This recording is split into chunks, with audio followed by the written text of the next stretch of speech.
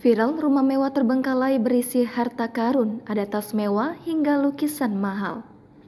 Baru-baru ini viral video rumah terbengkalai berisi barang mewah yang ditinggalkan penghuninya. Rupanya di dalam rumah tersebut berisi harta karun yang tak disangka-sangka. Rumah yang kondisinya sudah berantakan itu berisi berbagai barang mewah dari lukisan hingga tas branded.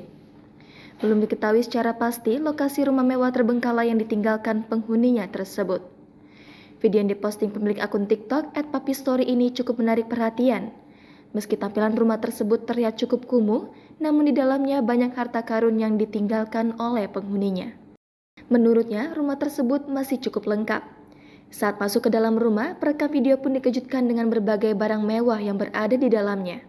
Ia juga menemukan deretan boneka dan berbagai barang yang berserakan di ruangan rumah mewah tersebut. Bahkan, ia cukup terkejut saat menemukan tas branded merek Louis Vuitton. Tas berwarna merah itu diduga memiliki harga yang cukup fantastis.